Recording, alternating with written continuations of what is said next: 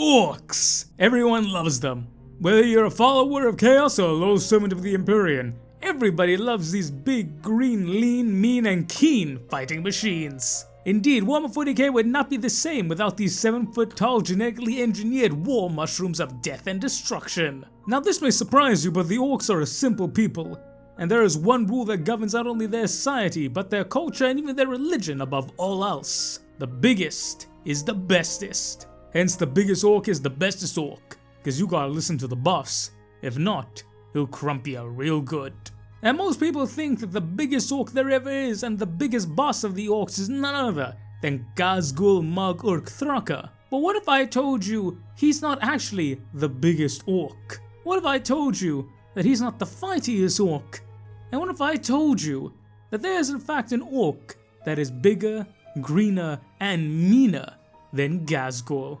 Well, meaner, yeah, but he's probably a bit more red-colored by now, and that is none other than Tuska, the Daemon Killa.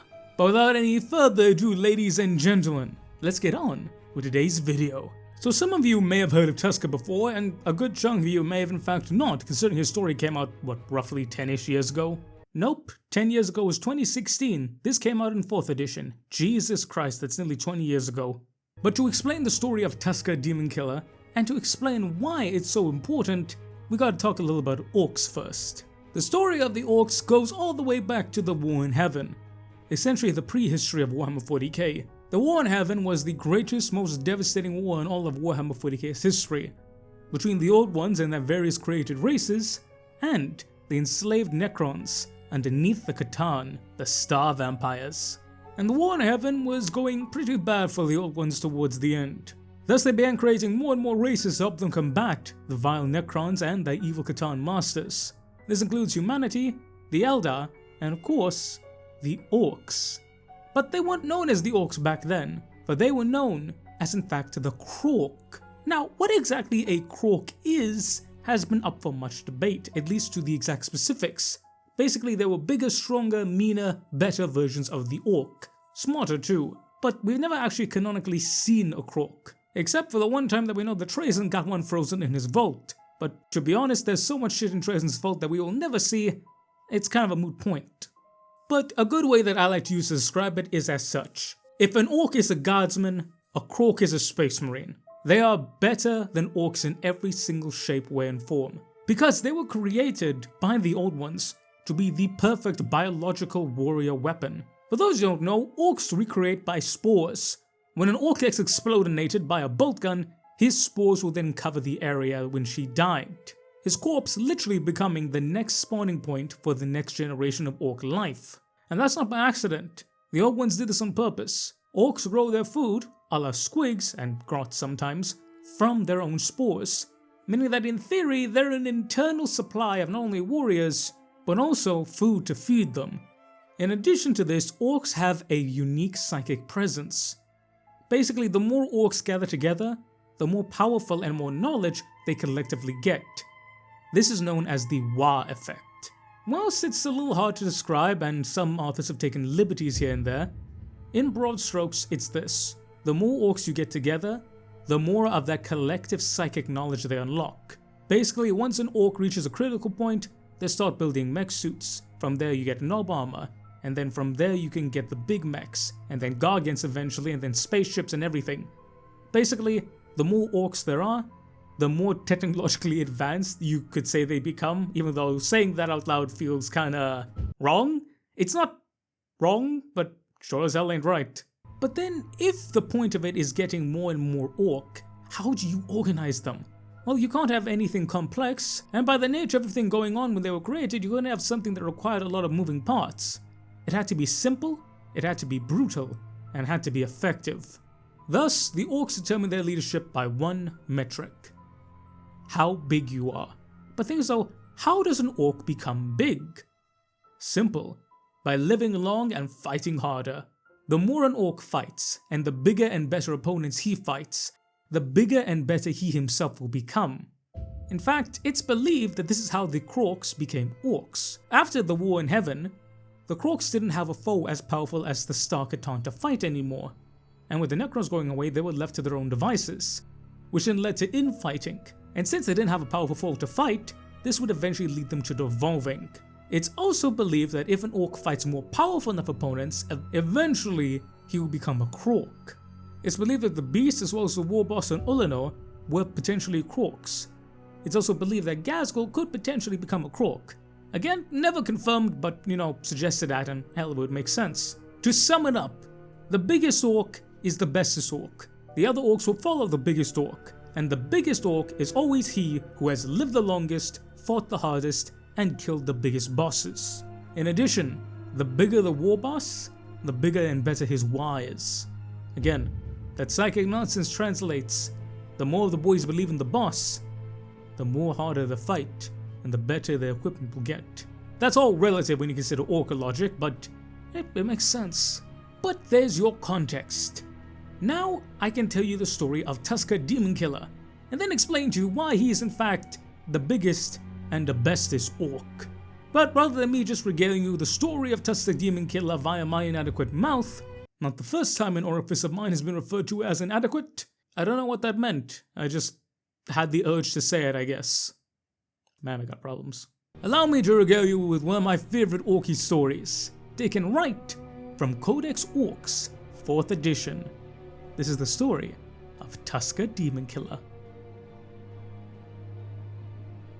Late in 892.341.M41, the planet Prosan, neighbor of the fortress world Cadia, was invaded by a great host of orcs, commanded by a great boss Tuska. As the orc fleet entered the Cadian system, the Imperial Navy moved to intercept it. They slowed the greenskin juggernaut, but ultimately could not stop it. The orc fleet plowed through the Cadian blockade, losing a full third of its number in the process. When the orc armada descended upon the world of Prosan, the Imperial High Command feared that the Cadian Gate was going to witness a full-scale war. Prosan was a hostile environment training ground, a world with no strategic value and a great many dangers. Its already volatile climate had been enhanced specifically so that the Cadians could train in the most inhospitable battlefield conditions. Acid rain fell in great squalls, lava bursts in sudden gouts from sharp volcanic rocks, and tornadoes raged across the violent skies. What the orcs wanted with the battered and worthless planet of Prosan was a mystery. For 13 days, the commanders of Cadia looked on in puzzlement as the orcs poured wave after wave of troops onto Prosan. Those Imperial regiments that were planetside at the time fought hard, their training giving them a natural advantage over the aliens. Great Boss Tuska seemed hell-bent on conquering the planet. However, he and his elite infantry seemed to relish the challenge. If anything, the hostile conditions only seemed to make the greenskins fight all the harder. Within a month, Imperial armies were forced to evacuate, leaving Prosan in the hands of the orcs. The Imperial Navy re-established their cordon and prepared to fight to the last. They were not called upon to do so. The orcs left Prosan as suddenly as they had arrived. To the astonishment of the entire Cadian system, the orc fleet made straight for the swirling, bleeding vortex that lay behind the Cadian Gate and disappeared into the depths of the Eye of Terror. 2 years before the invasion of Prosan, Great Boss Tuska's flagship, Gorjaw, had been invaded by a demonic entity as it carved its path through the warp. Tuska liked nothing more than pitting his strength against something larger than he was and coming out on top, and was famous for his many battlefield trophies. When Tuska learned that a towering, many-headed nightmare was slaughtering its way through his crew, he strapped on his power claw and sprinted towards the sounds of battle, bellowing his war cry. Great Boss Tuska was most impressed by the violence that greeted him when he found the blood-slicked monstrosity that was butchering its way through his knobs. Still, Tuska was an orc war boss and would not back down, especially not on his home turf. He met the beast head-to-head upon Gorjaw's bridge. The resulting clash between orc and demon was titanic, but when the fighting was over, Tuska had a new set of horns with which to adorn his trophy rack. In fighting the warp beast, Tuska had come closer to death than ever before. He had enjoyed it tremendously. Tuska swore a great oath to find more warp creatures to fight, to lead his boys into the ultimate war against foes more powerful than any other. So it was that War Tuska was born. Upon transition to the material universe, the Great Boss rounded up as many weird boys as he could, and ordered his fleet to make straight for Cadia. After a brief warm-up on Prosan, to get his boys used to really hostile conditions, he intended to steer the Orc fleet into the heart of chaos beyond the Cadian Gate. There, Tuska believed that they would fight a war fiercer and more exciting than any other. In many ways, he was right. Tuska's fleet made the normally violent transition to warp space with suspicious ease. His pet weird boys warned him that it would be far easier to sail into the Eye of Terror than escape from its grasp. But this did not deter Tuska for one moment. His fleet cut through shimmering nebulas of thought and roiling seas of emotion as the Orcs searched for something to destroy. They come upon worlds of flickering crystal, forbidden paradises, jungles of glimmering corpses, and great orbs of pure force that crackled and spat as the Orcs made planetfall. Each world was more peculiar than the last, and they witnessed sights that would have driven a human insane many times over. Yet Tuska cared little. His Orcs destroyed everything in their path. On a world carpeted with sore-pocketed gargoyles that gasped and writhed underfoot, dripping tongues rose up to stab at the Orc invaders with their barbed tips. Tuska and his lads took their choppers to anything that so much as twitched. On a world sculpted from living silk, long-limbed temptresses sought to beguile the Orc warriors, marching upon their fluted palaces. The she-demons were met with an unrelenting wall of bullets and blades. On a world cut like a gem from solid thought, the Orcs smashed their way through scintillating labyrinths with iron-shod boots and horned helmets. Impossible architecture was thrown down, half-real relics were crushed underfoot, and chanting worshippers were massacred. Though he was losing more and more Orcs with each twisted world he visited, Tuska was having the time of his life. The true test of Tuska's might was yet to come, making planetfall upon a world the color of fresh blood. The Orcs splashed through a thick gruel of gore in search of an enemy. None came forth. What was left of Tuska's warband waited towards the lights of battle that they could see on the horizon, but came no closer. Perhaps Tuska's war would have ended there and then, had not he fired his shooter at the ground in frustration. The planet's crust, textured like fresh meat below the blood slicks, flinched at Tuska's outbursts. It was all the sign the Orcs needed. At Tuska's command, they began slicing, chopping, and firing at the surface of the blood world itself. The crimson-black skies began to resound with an angry roar. The planet was soon to show its displeasure in a far deadlier way. Forming out of the blood slicks were jagged beasts of sinew and rage, clothed in only fitting wisps of murderous intent. The demon things charged screaming into the ranks of the Orcs, and the greenskins lost more and more of their number. They realized they had finally met their match. Great Boss Tuska was undaunted, and lay about him with power claw and chopper. Without warning, the ground below Tuska's feet split open, and something huge and terrible pulled itself out of the beating heart of the planet. Though Tuska did not know it, he had attracted the attention of the Blood Prince, lord of the world on which the Orc had trespassed. It smiled at the greenskin before it, revealing a mouthful of fangs that would have made a bad moon jealous. Maw open impossibly wide, the demon charged. The warlord and the blood thing dueled for hours, but it soon became plain that the demon was only toying with Tuska. The boys had been decimated, and Tuska was bleeding from dozens of deep wounds. Eventually, Tuska was impaled through the gut by his adversary and pinned to the ground by its cloven hoof. In triumph, the Blood Prince screamed its praise to Khorne, but whilst it was distracted, the warband's remaining weird boys unleashed a torrent of psychic energy upon the demon. It roared and raged at their impudence, crushing their minds with a gesture. Yet with his final act, Tuska reached up between the creature's legs with his power claw and made a gesture of his own.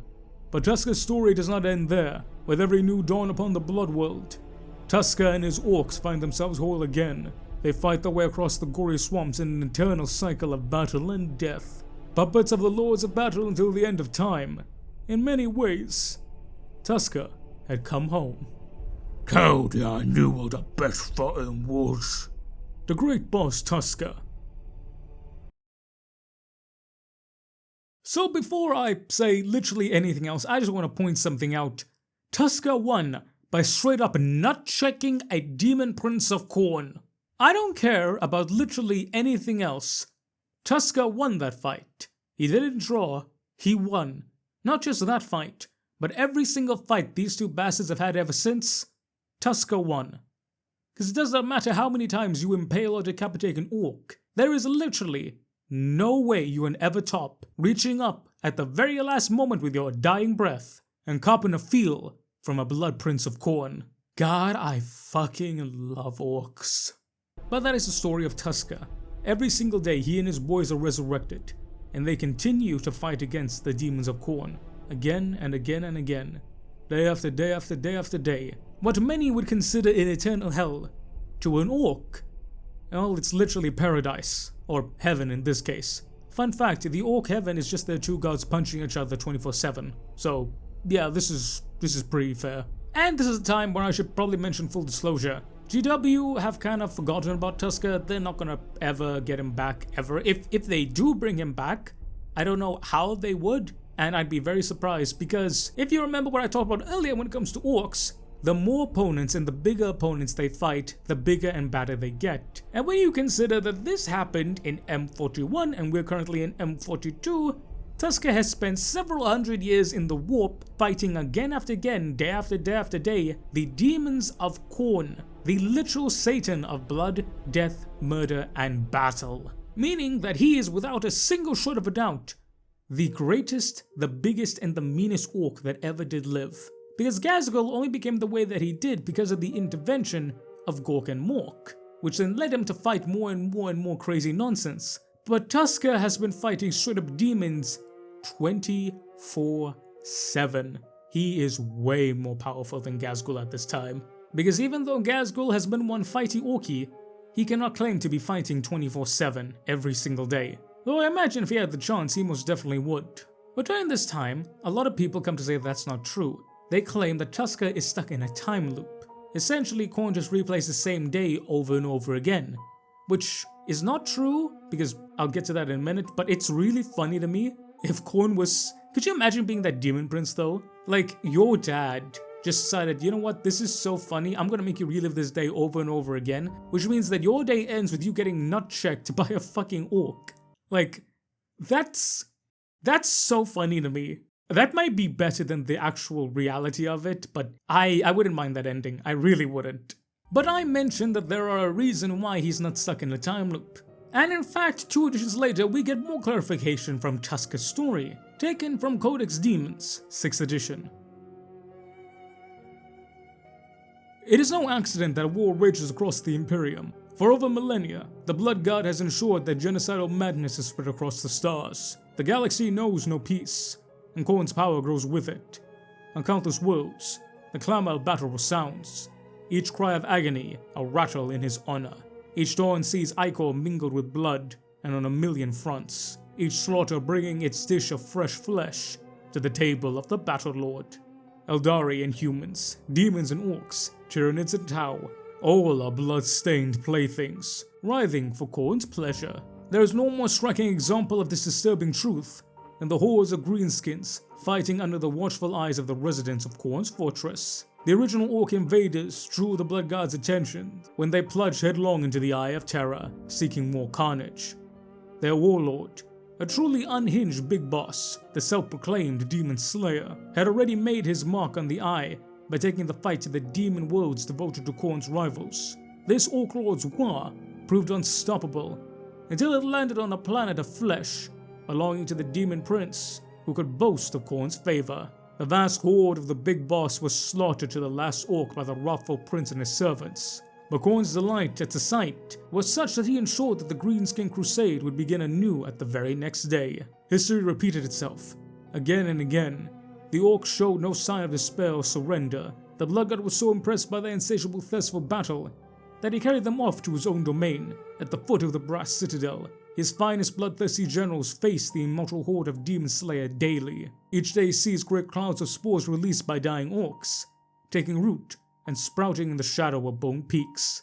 Ever more orcs are born, mature, and rush into battle. This kind of endless cycle of carnage is most pleasing to the Battle Lord. After all, the true constant of the galaxy is that there is only war, and Khorne personally sees to that. And with that, we get a couple bit of clarification that was really needed.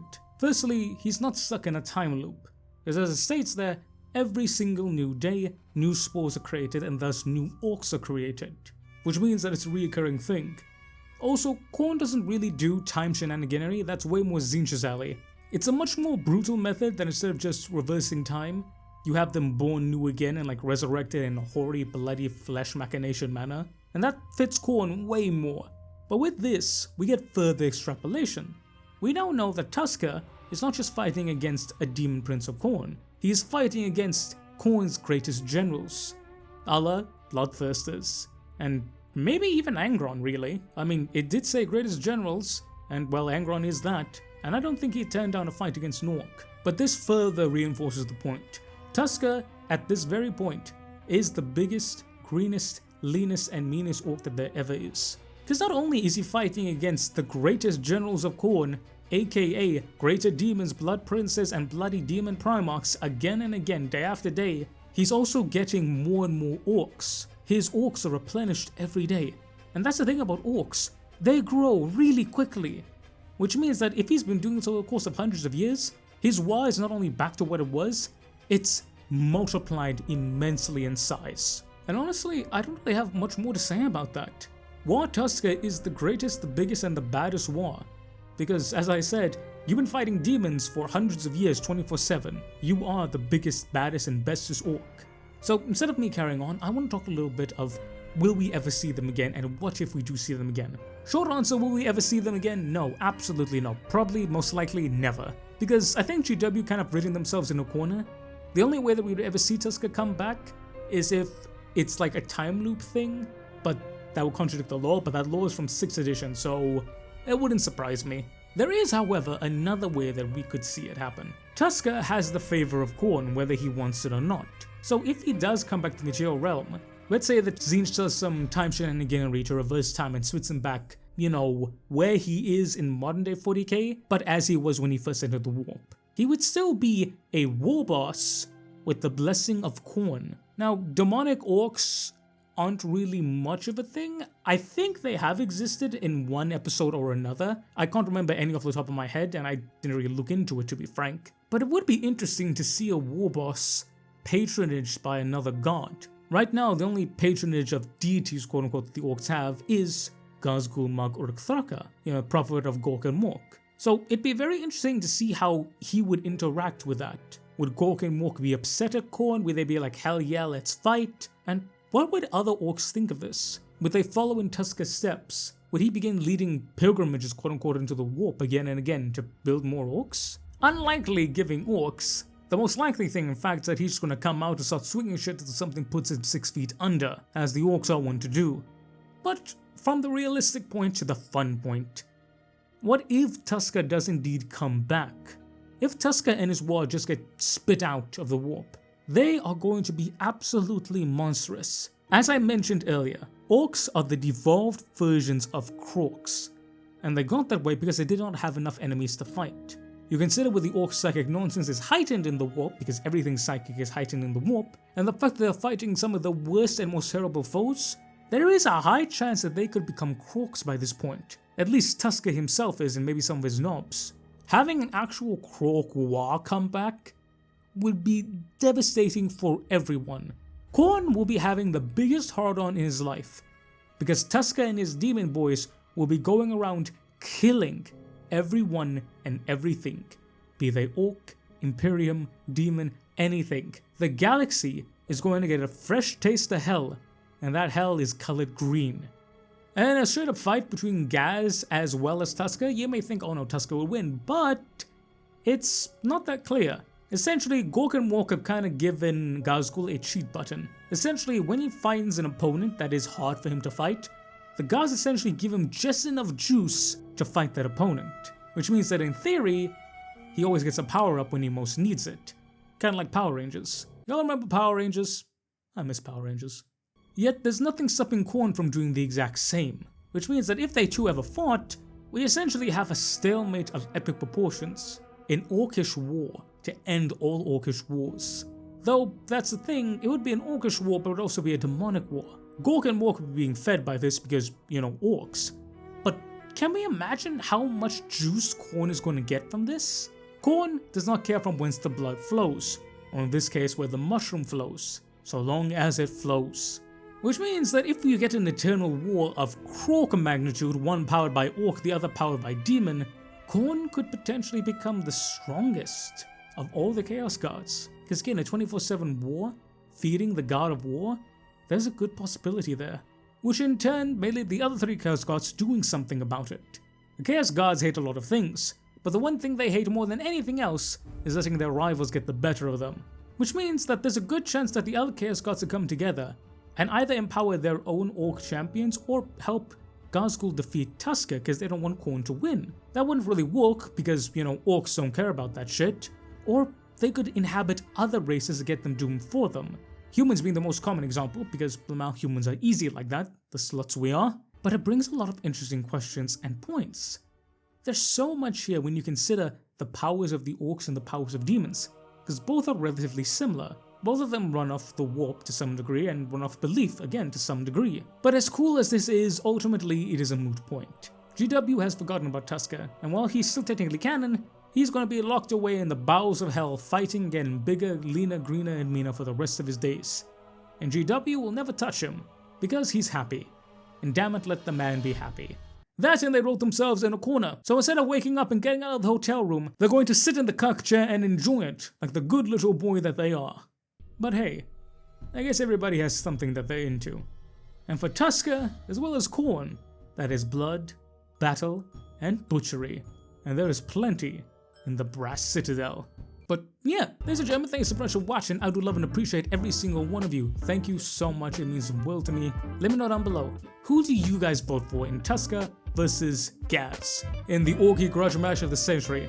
Let me know down below. Do you think that Tuska is a croak, or do you think that Gaz will get enough juice to put him under? Love to hear your thoughts down below. But I want to say a massive thank you to you guys for watching. But even more massive thank you to my awesome members and Patreons.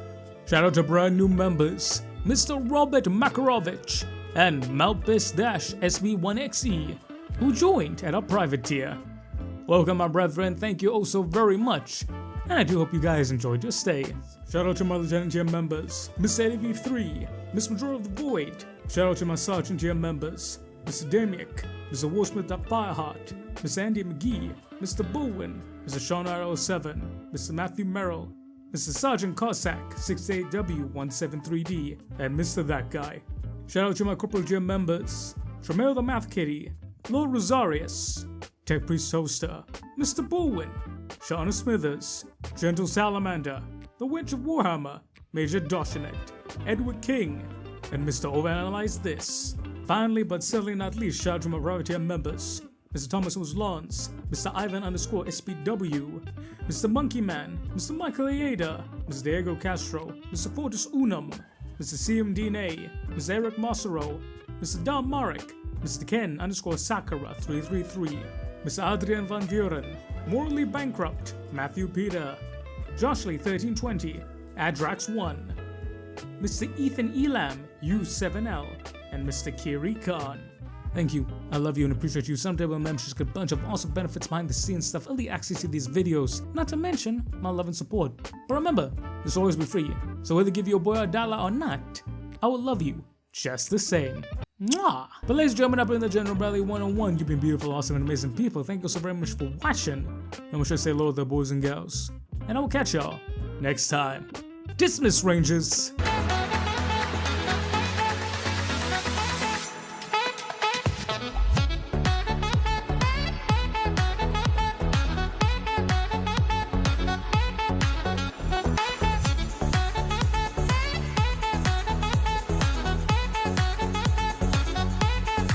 I fucking love Orks, man. I still cannot believe Tuska won by going snip snip on his bits. I fucking love me Orks, man.